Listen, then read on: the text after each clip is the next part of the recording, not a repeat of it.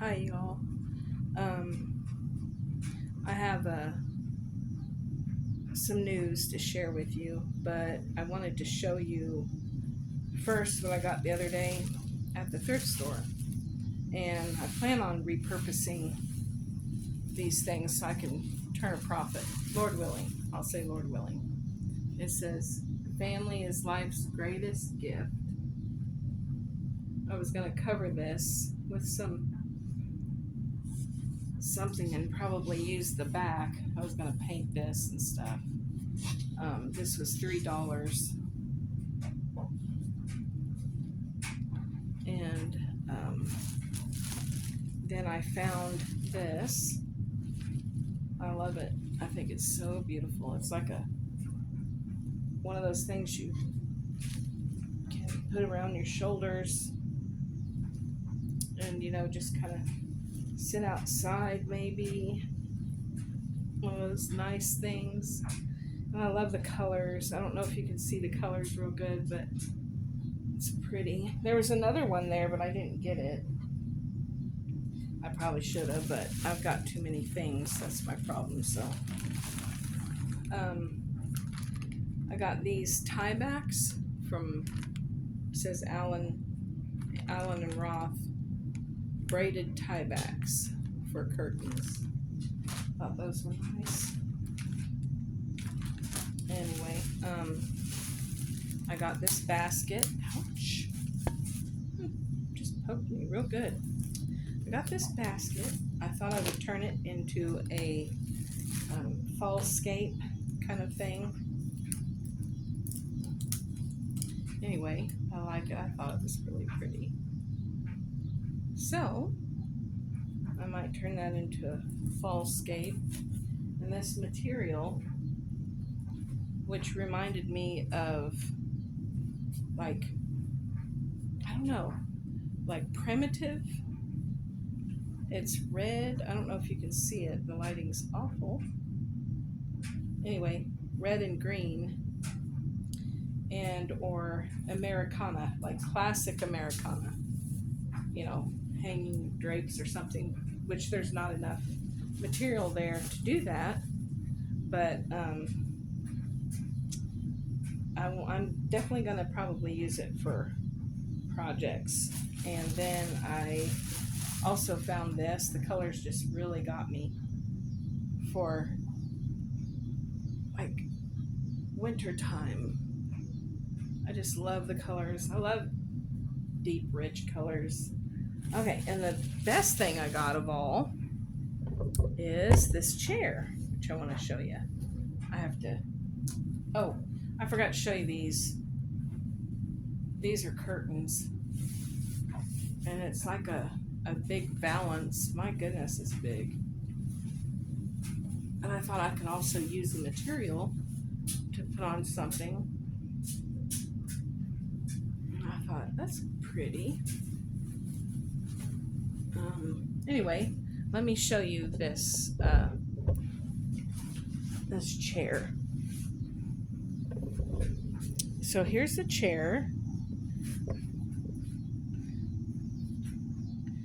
It was, pardon all my stuff, but it was for my husband's chair, and his chair is right here. That's the one he wanted because he sat down in it and liked it.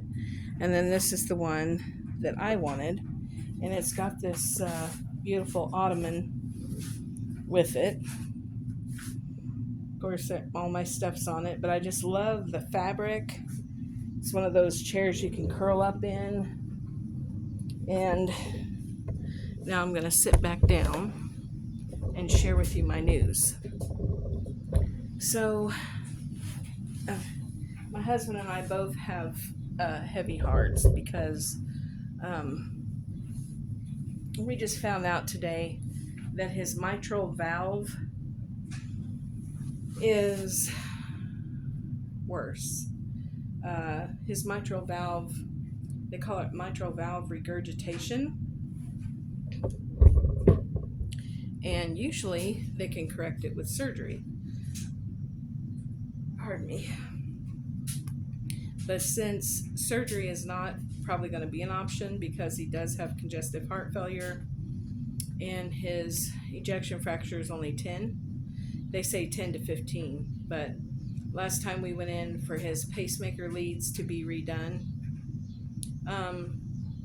there was someone in there that had a cardiac event, and I think it was my husband, because they said that they were having trouble and they'd have to keep him awake during the surgery. So I'm pretty sure it was him. So he almost coded then. And so you can kind of say we've been pushed to the fork in the road, and now we have to make a decision.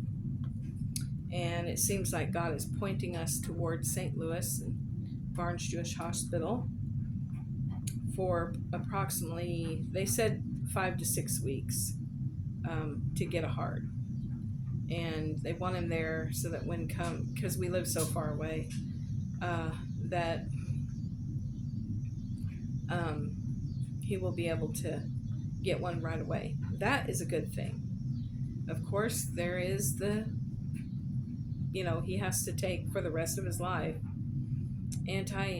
immunity pills or something like that so that his new heart doesn't get rejected by his body. And then there's the thing of Princess. And I've been down this road already. I really dreaded going there because of her. Because there's so much that goes into taking care of her. And now that she has a tumor sticking out of her woman parts, or her girl parts, I'm like, oh Lord, I don't think I can deal with that and her, and I'm definitely going with my husband. I'm not doing that.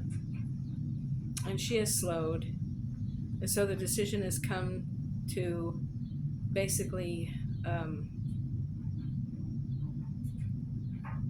we knew we were going to have to euthanize, but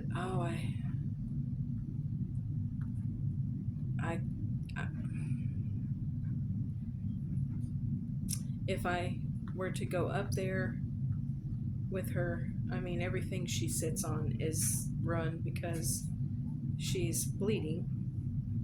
And the last time I talked to the veterinarian, she said 3 to 6 months. So we didn't know how long. And it's been, I don't know, it's probably been 3 months, maybe 4 months. I'm not sure. I'd have to call them up. Anyway, so we're thinking about going ahead and getting that done so that when I have to go up there with him, it won't be stressful. It needs to be extremely peaceful, because cortisol can really do harm to your body. And for him to go in and all that, he needs to not have anything to worry about.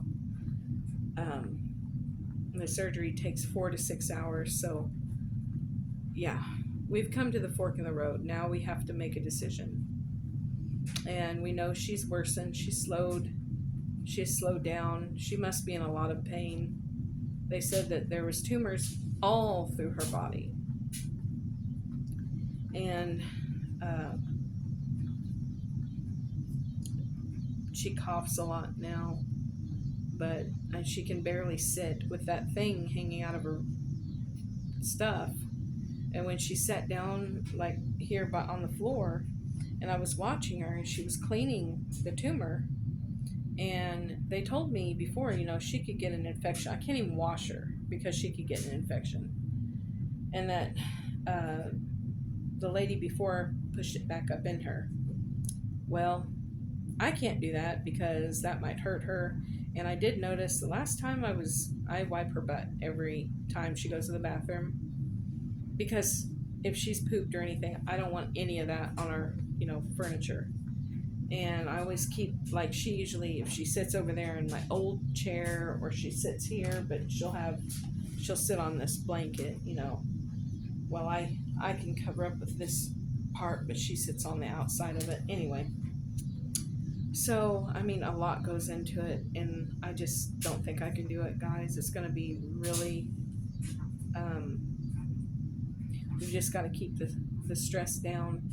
And there was a subscriber, and I will thank her forever. She has told um, the vet that when the time comes to just call her, and she would pay for it, because we don't have the money. We are we're on, well, he's on SSDI. I don't receive anything because I haven't gotten disability yet or anything. And the last time I tried, they told me that I said I didn't want it, and that wasn't true. And I'm like, the system's just broke. But anyway, so we knew this day was coming, and I'm just thinking, you know,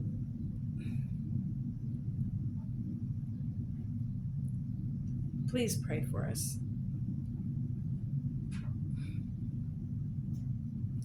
We both have cried today, and it's going to be hard, but we knew this was coming. So I don't want her to suffer anymore, and at least I'd know that she was waiting on us up in heaven. But anyway, keep us in your prayers, because tomorrow I'm going to talk to the doctor, and I'm going to ask, you know, hey, this and this is going on, because right now the heart failure doctor, like, he has two doctors. One's a specialist. They're both specialists, but one actually, his domain is heart transplants. But anyway, so I've got to call his office, the heart transplant office, and tell him about what we found out about the mitral valve, you know, and all that, and then see what our options are. So keep us in prayer, and pray that God strengthens us, gives us direction and guidance, that He comforts us and gives us peace, and especially for my husband, because my husband's been feeling like terrible lately. So anyway, I love y'all, and I will have an update tomorrow, and Lord bless you guys, and I'll talk to you in the next one.